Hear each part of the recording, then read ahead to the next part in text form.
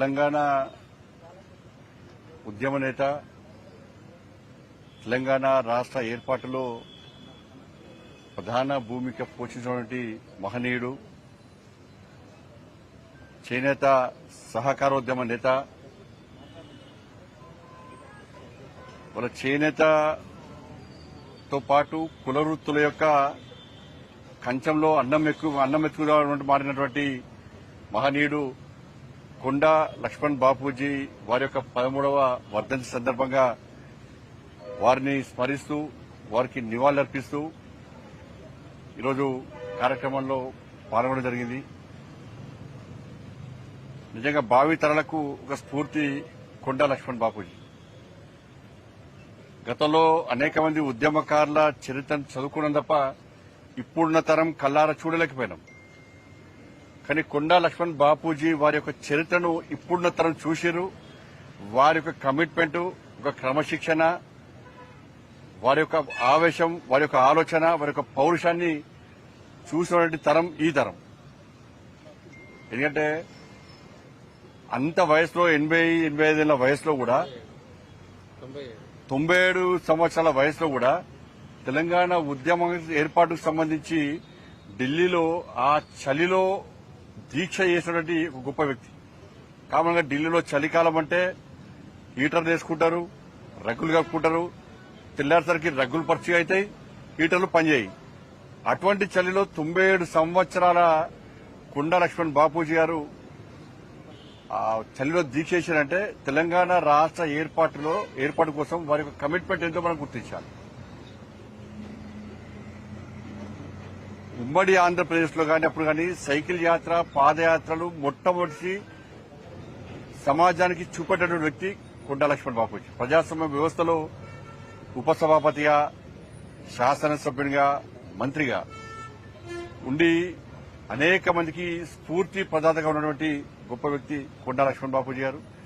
దాంతోపాటు తెలంగాణ రాష్ట్ర ఉద్యమ సందర్భంలో ఆయన యొక్క సొంత ఇంటినే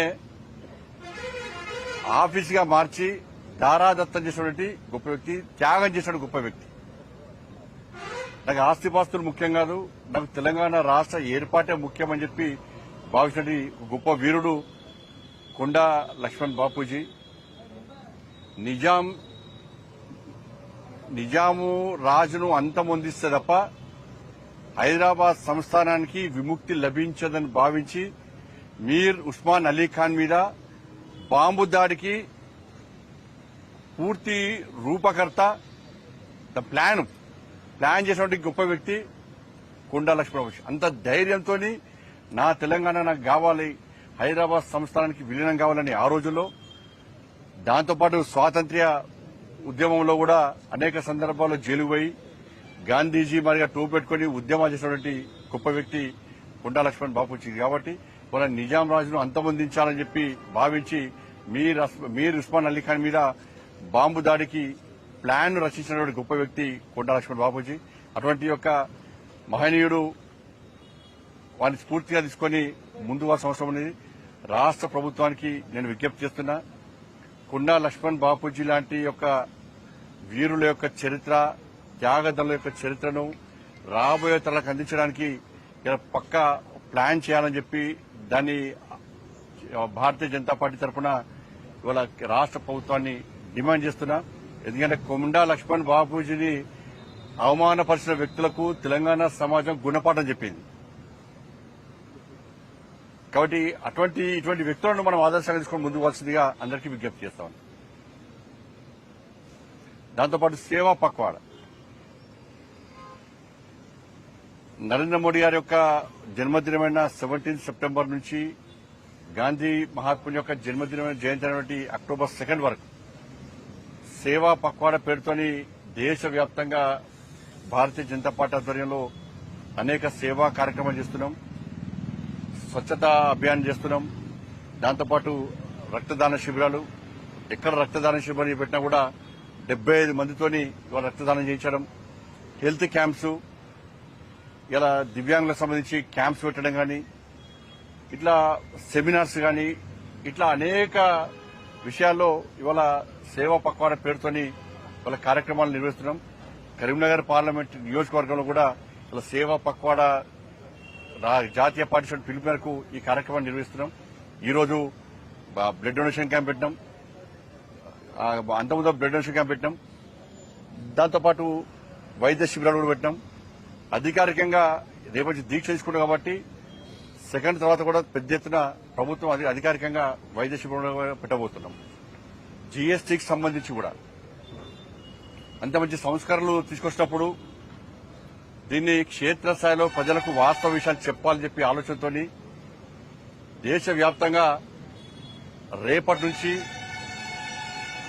జీఎస్టీ విషయంలో కొనుగోలుదారులను సన్మానించడము, షాపు యజమానులకు కూడా వాళ్ళను కలిసి వారి ద్వారా ఇవాళ నరేంద్ర మోడీ గారికి కృతజ్ఞతలు చెప్పే ప్రయత్నం చేస్తాం. దాంతోపాటు సెమినార్లు పెడుతున్నాం అన్ని ప్రాంతాల్లో. రేపటి నుంచి 29 వరకు ప్రతిరోజు ఉదయము సాయంత్రము జీఎస్టీ సంస్కరణ వల్ల సమాజంలో పేద ప్రజలకు ఏం లాభం జరిగింది, ఏం న్యాయం జరిగింది అనే విషయంలో ఒక అవేర్నెస్ తీసుకురావడానికి మేము ఈ విధంగా ముందుగా ప్రయత్నం చేస్తున్నాం. జీఎస్టీకి సంబంధించి చపాతీ తర్వాత పరోటాలను జీఎస్టీ నుంచి తీసేశారు, ఇడ్లీ వడ ఉప్మాను ఉంచారు, సౌత్ నార్త్ మీద సపరేట్ ప్రేమ చూపెడుతున్నారు. కొంతమంది పనిలేని వాళ్ళకి ఇవే ఆగుతామంటారు. సూచనలు సలహాలు ఇవ్వాలి తప్ప వాళ్ళు చెప్పేటోళ్ళు ఇడ్లీ దోశ సరే జరిగితే దాన్ని తీసుకుపోయి కేంద్ర ప్రభుత్వం తీసుకొస్తాం, మార్చే ప్రయత్నం చేస్తాం. ఇవాళ ఢిల్లీలో ఉన్నది ఎవరు? ఆర్థిక శాఖ మంత్రి ఎవరు? నిర్మలా సీతారామన్ గారు. తమిళనాడుకు సంబంధించినటువంటి వ్యక్తి, ఆంధ్ర తెలంగాణతో సౌత్ సంబంధాలు ఉన్న వ్యక్తి. కాబట్టి దృష్టి తీసుకొస్తే దాన్ని కూడా సరి చేసే ప్రయత్నం చేస్తారు. దాని ఏదో వాస్తవాలు తెలియకుండా ఇవన్నీ కొంతమంది ద్రోహులు చేసిన పని. నిజంగా న్యాయం మరి వాళ్లే వ్యక్తులు కదా జీఎస్టీ సంస్కరణల వల్ల ఇతర విషయాల్లో ఏం న్యాయం జరుగుతుందో కనీసం మీడియా ముందుకు వచ్చి మాట్లాడడానికి దమ్ము వాళ్ళకుందా? కాబట్టి మంచి జరిగినప్పుడు దాన్ని మంచి అని ప్రోత్సహించే ప్రయత్నం చేయాలి. వాళ్ళకు ఆలోచనప్పుడు దాన్ని సూచనలు సలహాలుగా ఇచ్చే ప్రయత్నం చేస్తే వాళ్ళను సమాజము వ్యక్తులుగా గౌరవిస్తుంది. ధన్యవాదాలు.